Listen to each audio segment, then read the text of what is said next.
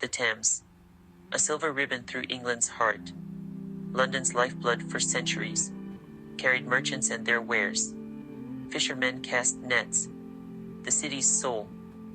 In 1215, a bustling port, wooden houses lined the banks, the air thick with salt, fish and wood smoke.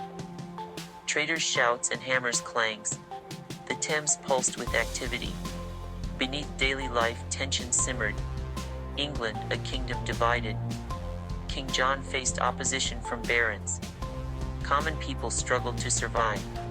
The Thames, witness to joys and sorrows.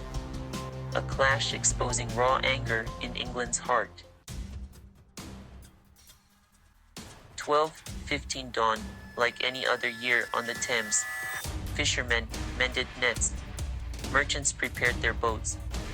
But the political winds were shifting. King John's tyranny had pushed his barons to the brink of rebellion. To fund his wars, John levied crushing taxes. No one was spared, not even the humble fishermen of the Thames. Each catch, already meager, was further diminished by the king's greed. Resentment festered among the men who relied on the river for their livelihood.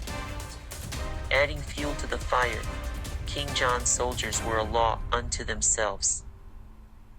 They swaggered through London's streets, demanding respect and taking what they pleased. Clashes with the locals were common. The air crackled with anticipation of a reckoning. And the Thames, that silent observer, waited. It had seen kings rise and fall. It knew that the tide of history was about to turn. The stage was set for an explosion.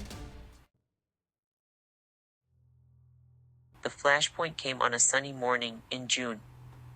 A group of fishermen, exhausted and frustrated, were hauling in their nets near London Bridge. Their catch paltry, their mood furious. As they cursed their luck, a detachment of King John's soldiers approached. They eyed the meager catch with hungry eyes. The soldiers demanded a share, a tax for the king. The fishermen, already at their breaking point, refused. Words were exchanged, harsh and angry. A soldier shoved an old fisherman. He stumbled, falling into the muddy riverbank. The crowd gasped. This was more than an insult. It was a violation. A line had been crossed. One of the fishermen, a burly man named Thomas of Hythe, rose to his feet, his eyes blazing.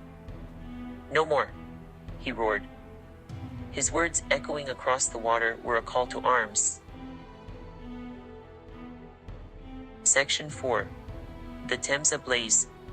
Chaos on London Bridge. The scuffle on the riverbank was like a match thrown onto dry tinder.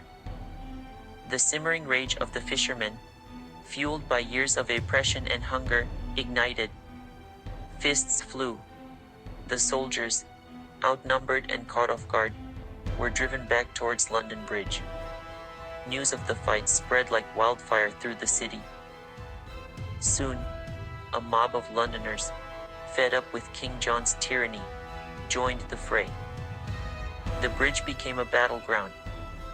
Fishermen used oars and nets as weapons. Cobblestones were ripped from the streets and hurled at the soldiers. The clash was brutal and chaotic. The Thames, reflecting the flames that engulfed nearby buildings, ran red with blood.